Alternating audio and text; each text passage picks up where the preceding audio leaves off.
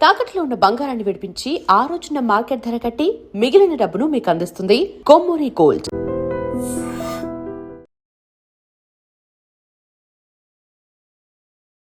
నమస్కారం, welcome to I dream. ధర్మ మార్గం విత్ విజిత కార్యక్రమానికి స్వాగతం.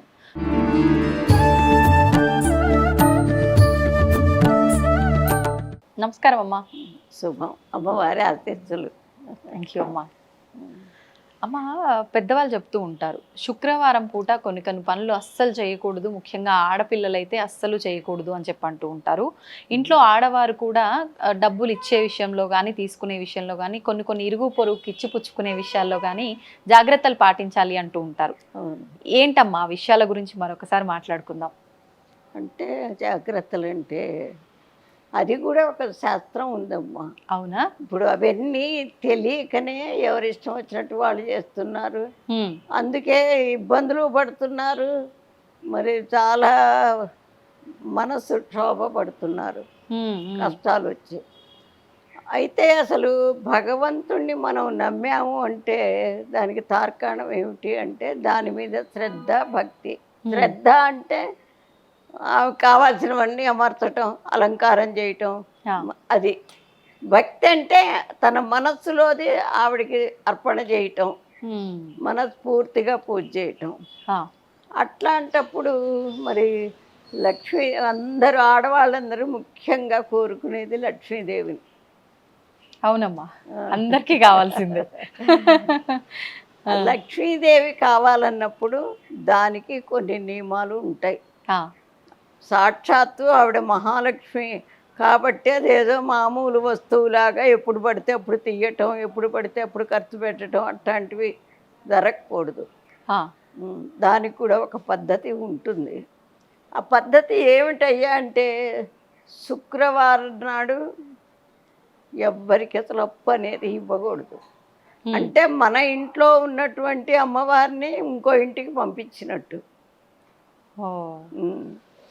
తర్వాత చెడ్డ పనులకి ఖర్చు పెట్టకూడదు. చెడ్డ పని అంటే మరి మగవాళ్ళు చూడండి, డ్రింకులు తాగుతారు. అవును. మరి తర్వాత నాన్ వెజ్లు తింటారు. అవి రెండు అంటే తినే వాళ్ళకి చెడ్డ పని కాకపోవచ్చు, దాంట్లో శాస్త్రంలో ఉన్న మాట. అట్లాంటి వాటికి ఖర్చు పెట్టకూడదు. ఇంటికి ఎవరన్నా వస్తే వాడు ఆకలితో వస్తే వాడికి ఖచ్చితంగా అన్నం పెట్టాలి. ఎందుకు? అది మంచి పని. ఒకడి ఆకలి మనం తీర్చామంటే వాడు అసలు జన్మలో మర్చిపోడు. అవునమ్మా. తర్వాత ఆపదలో ఉండి ఇంకే ఆపదకు వచ్చినా ఖచ్చితంగా వాడికి సాయం చేయొచ్చు, డబ్బులు ఇవ్వచ్చు. వాడు తిరిగి మనకి ఇస్తాడు అన్న భావంతో ఇవ్వకూడదు. ఆపదలో ఇచ్చిన వాడికి వాడు తిరిగి మళ్ళా మనకి ఇస్తాడు అని ఆలోచించి ఇవ్వకూడదు. వాడు ఆపదలో ఉన్నాడు, మనం ఇచ్చిన దాంట్లో వాడి ఆపద తగ్గుతుంది కాబట్టి ఇవ్వచ్చు. దాన్ని అసలు మళ్ళీ మనం ఆశించకూడదు. వాడు ఇస్తే తీసుకోవచ్చు, అది వేరే సంగతి. అంతే. అది అట్లా. అది అంటే ఆ అమ్మవారిని ఎంతో లక్ష్యంగా మనం కొలిచినట్టు. ఆ రోజు తప్పనిసరిగా పెందలాడి, ఇప్పుడు చూడండి శుభకార్యం ఏదన్నా అవుతుంది మన ఇంట్లో, ఏం చేస్తాం? పోన్లే తర్వాత చేసుకుందాం అనుకోగా చీకటితో లేచి శుభ్రం ఇల్లు వాకిళ్ళన్నీ శుభ్రం చేసుకుని పసుపు రాసి బొట్టు పెట్టుకుని తలంటి పోసుకుని ఏదో చేస్తాం. అవునమ్మా. అట్లా అంటే ఆ అమ్మవారు మన ఇంట్లో ఉన్నది, సాక్షాత్తు లక్ష్మీదేవి. మరి ఆవిడని ఎంత జాగ్రత్తగా మనం బయటికి వెళ్లకుండా కనిపెట్టుకుని ఉండాలి, ఆవిడకి అన్నీ అమర్చాలి. అవును. అందుకని డబ్బులు మాత్రం ఏనాడు అస్సలు శుక్రవారం ఇవ్వకూడదు. తర్వాత మరి లక్ష్మీదేవి ఉన్నటువంటి ఇల్లు ఎట్లా ఉండాలి? వైకుంఠంలాగా ఉండాలి. శుభ్రంగా వాకిట్లో పసుపు రాసి బొట్లు పెట్టి పూలు పెట్టి మామిడి మంటలు కట్టుకుని ఎవరికి చేతైన విధిలో వాళ్ళు శుభ్రంగా మాత్రం ఉండాలి. అశుభ్రంగా ఎప్పుడైతే ఉండదో మంచి చోటికైతే ఎవ్వరు రావటానికి ధైర్యం చేయరు, కానీ అడుక్కునేవాడు ఉంటాడండి, వాడు ఇట్లాంటి గుళ్ళకి దానికి రాడు. మంచి చోటికి వాడు రాడు, ఎందుకు? వాడికి తెలుసు. అదే మామూలుగా అయితే వాడు ఎట్ట పడితే అట్ట వస్తాడు, అపవిత్రం అయిపోతుందని. సరే, అందుకని ఎప్పుడైనా కానీ ఆ లక్ష్మీదేవిని మనం కాపాడుకోవాలి ఒకటి. ఉమ్, రెండోది, అసలు పిల్లలు కొంచెం పెద్దవాళ్ళు అయిన తర్వాత తెల్లవారి పని చేయటానికి అసలు టైం దొరకదు. ఆ, కొంచెం కష్టపడితే మనం చీకటితో లేచి స్నానం చేసుకుని శుభ్రంగా దేవుడి దగ్గర దీపం వెలిగించి, దీపం అంటే ఎందుకు? ఉమ్, అగ్నిదేవుడు అసలు సాక్షాత్తు మనల్ని కాపాడేవాడే అగ్నిదేవుడు. ఆ, సూర్యుడి దగ్గర నుంచే మనకు మొదలవుతుంది. అవును. అది అమ్మవారికి పూజ చేసుకుని ఉమ్, చక్కగా ఉంటే ఇంట్లో కూడా మార్పు వస్తుంది. పిల్లలు వినని పిల్లలు కూడా ఖచ్చితంగా మాట వింటారు. కొన్ని రోజులు అట్లా చెయ్యాలి. భర్త కూడా అంతే. వాడు మామూలు నిద్ర లేచి వచ్చిన ఎదురుకుండా దేవుడి దగ్గర దీపం అది కనపడితే అనుకుంటాడు. అవును. కొన్నాళ్ళు అది తప్పకుండా చేస్తే కరెక్ట్గా నువ్వు అసలు మనం ఇంకేం చెయ్యక్కర్లా. ఆ, ఆ భగవంతుడి దగ్గర దీపం పెట్టి కాస్త ఇక్కడ శుభ్రం చేసుకుని పూజ చేసుకుంటే ఇల్లు ప్రశాంతత అప్పుడే వస్తుంది. ఉమ్, అవన్నీ లేక మరి స్నానం, ఇప్పుడు సైన్స్ ప్రకారం కూడా అవును. స్నానం చేయకుండా వంట చేస్తే ఎట్టుంటుంది, చేసి వంట చేస్తే ఎట్టుంటుంది? రుచిలో తేడా వస్తుంది. వస్తుంది ఖచ్చితంగా. దాంతోపాటు ఏదన్నా కృష్ణారామ అనుకుంటూ వంట చేస్తే అది పుణ్యం కూడా వస్తుంది. అవును. ఉమ్. అదొకటి ఖచ్చితంగా చేసుకోవాల్సింది శుక్రవారం. ఉమ్, తర్వాత జుట్టు ఇరే పోసుకుని అస్సలు ఉండకూడదు. ఆ, సైన్స్ ఏం చెప్తుందంటే వెంట్రుక ద్వారా మనకి బ్యాక్టీరియా ఉత్పత్తి అవుతుందట. ఉమ్, ఎందుకంటే బ్రాహ్మణులలో బ్రాహ్మలు భోజనం చేస్తుంటే ఒకవేళ వెంట్రుక వచ్చిందనుకోండి, ఉమ్, వాళ్ళు ఇక భోజనం చేరి లేచిపోతారు. ఆ, అది శాస్త్రం. అందుకని భోజనం పెట్టేవాళ్ళు కూడా జడ వేసుకోరు, ఉమ్, ముడి వేసుకుంటారు. తర్వాత ఇప్పుడు చీర కట్టుకున్న ఈ పమిటలు అటు పోయి ఇటు పోయి అవుతుంది. అందుకని మడి బట్ట ఖచ్చితంగా కట్టుకుంటారు. ఉమ్, ఇప్పుడు మనకి భగవంతుడి ప్రకారం చూసుకునే కన్నా మామూలుగా చూసుకున్న తేడా మనకు కనిపిస్తుంది. అవును. కనిపిస్తుంది. అందుకని ఖచ్చితంగా అట్లా కాచి పోసి కట్టుకోవటం అంటారు. ఉమ్, అట్లా కట్టుకుని అట్లా తెల్లవారేసరికి పూజ చేసుకుని వంట చేసుకుని, ఆ వంట చేసేప్పుడు కాస్త ఆ దైవారాధన చేసుకుంటూ ఉమ్, చేస్తే చాలా ప్రశాంతత వస్తుంది ఇంట్లో. ఉమ్, ఇప్పుడు లక్షలు గడించినా ఎవరికి ఉంది ప్రశాంతత? లేదమ్మా. ఎవరికి లేదు. అవును. అది శుక్రవారం తర్వాత ఖచ్చితంగా సాయంత్రం కూడా దీపం పెట్టాలి శుక్రవారం నాడు. ఆ, దీపం పెట్టుకుని సాయంకాలం కాస్త ఆడవాళ్ళకి ఒక్క రవ్వ సమయం దొరుకుతుంది. ఉమ్, పూజ చేసుకుని ఇంటికి ఎవరైనా ముత్తైదు వస్తే, అసలు ముత్తైదు వచ్చినప్పుడు ఉమ్, బొట్టు పెట్టి ఉంటే తాంబూలం ఇవ్వు, ఆ, లేదంటే ఒక పండు చేతిలో పెట్టు. అది చాలా విశేషకరమైన పని అది. ఆ. అది శుక్రవారం నాడు చేస్తే చాలా మంచిది. ప్రతి శుక్రవారం కూడా ఇంటికి ఎవరు వచ్చినా అలా అట్లా చెయ్యాలి. ఇప్పుడు అంటే కొంచెం పెద్ద వయసు ఉన్న వాళ్ళైతే ఇప్పటికీ కూడా ఎవరైనా ఇంటికి వస్తే ఖచ్చితంగా కుంకుమ పసుపు మంగళసూత్రానికి ఇచ్చి ఖచ్చితంగా పంపిస్తారు. అవును. పువ్వు పండు ఏదైనా ఉన్నా అలా ఇచ్చి పంపిస్తారు. అసలు ఎందుకు ఇవ్వాలమ్మా అలా? ఎందుకు ఇవ్వాలంటే సాక్షాత్తు ఆవిడే మహాలక్ష్మి. అలా భావన ఆ భావన చేస్తే అప్పుడు వీళ్ళ మనస్సు ఏమవుతుందంటే ప్రతి వాళ్ళ పట్ల గౌరవ భావం కలుగుతుంది. అది అందుకని ఎవరన్నారా అని. మరి వెనకటి లెక్క ప్రకారం అయితే విడోస్ వస్తే ఎవరు ఏమి పసుపులు కుంకాలు ఇవ్వరు కదా, పండన్న చేతిలో పెట్టాలి. అది శాస్త్రంలో లేనిది ఏంటి, వీటిని అనుకరించకూడదమ్మా. శాస్త్రంలో ఉన్నదే అనుకరిస్తే దానికి ఫలితాలు దానికి వస్తాయి. శాస్త్ర ప్రకారంగా అయితే శుక్రవారం పూట ఆచరించాల్సిన విధి విధానాలు ఈ రకంగా ఉండాలి. ఉంటే ఆ ఇంట్లో లక్ష్మీ కటాక్షం వస్తుంది ఖచ్చితంగా. లక్ష్మీదేవి అంటే ఏదో ఎక్కడి నుంచి ఒక లప్పు వస్తుందని కాదు, ఆఫీసులో కరెక్ట్ టైంకి జీతం వస్తుంది.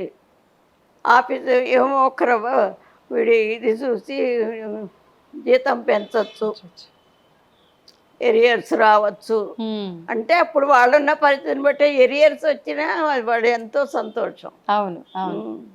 అంటే ఉన్న పరిస్థితి నుంచి ఇంకొంచెం బెటర్ గా వెళ్ళటం అనేది అయితే ఖచ్చితంగా కనిపిస్తుంది. వచ్చినప్పుడు వీడు ప్రశాంతత వస్తుంది. అది ఇప్పుడు ప్రశాంతత రావాలి అంటే కొన్ని మంచి అలవాట్లు మనం నేర్చుకోవాలి, చెయ్యాలి. అవునమ్మా. అమ్మ, వసంత నవరాత్రులు మనకు సంవత్సరంలో నవరాత్రులు 4 నవరాత్రులు వస్తాయి. అందులో ముఖ్యంగా ఇప్పుడు రాబోతున్నది వసంత నవరాత్రులు. అసలు ఏంటి వసంత నవరాత్రులు? ఈ సమయంలో ఏ దేవత ఆరాధన చేయాలి? ఒక్కో పండగకి ఒక్కో దేవుడు ప్రత్యేకం, కానీ ఉగాదికి ఏ దేవుడు లేడు, ప్రకృతే ఉగాది. అవునమ్మా. ఎందుకంటే దాంట్లో 5-6 రకాల పదార్థాలు వేసి దానికి అది దాన్ని ఉగాది పచ్చడి అంటారు. అంటే చేదు, పులుపు, తీపి, వగరు అట్లా.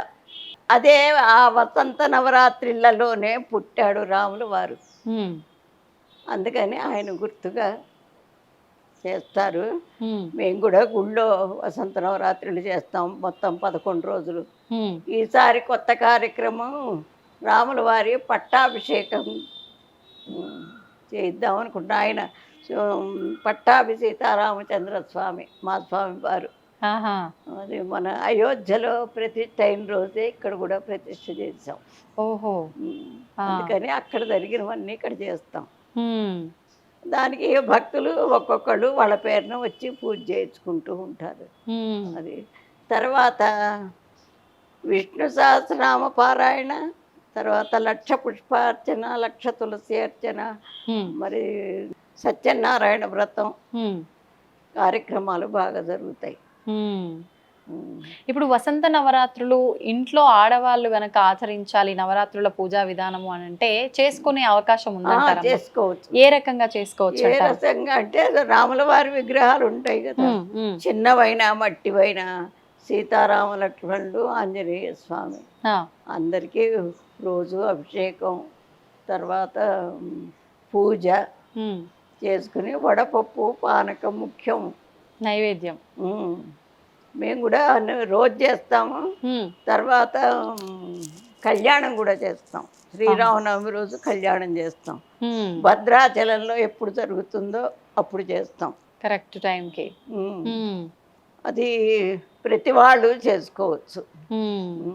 ఇప్పుడు మానవుడే దేవుడు అన్నదానికి తార్కాణం ఆయనే. అవునమ్మా. ఆయన మామూలుగా మనలాగానే పుట్టాడు, కాకపోతే రాజవంశంలో పుట్టాడు. కాస్త అన్నీ ఇవి ఉన్నాయి, హంగు ఉంది, అయినా కూడా మామూలు మానవుడిగా మెరిగాడు. రాజ్యం కోసం, ప్రజల కోసం తను ఎన్ని కష్టాలు పడ్డాడు, అన్ని పడ్డాడు. అవును. ఎక్కడా కూడా నేను భగవంతుడిని అని చెప్పలేదు. అందుకే మానవుడే దేవుడు అన్నది. ఎందుకంటే మానవుడికి దేవుడికి ఉండాల్సిన గుణాలన్నీ ఆయనలో ఉన్నాయి. తండ్రి మాట అస్సలు జవదాటల.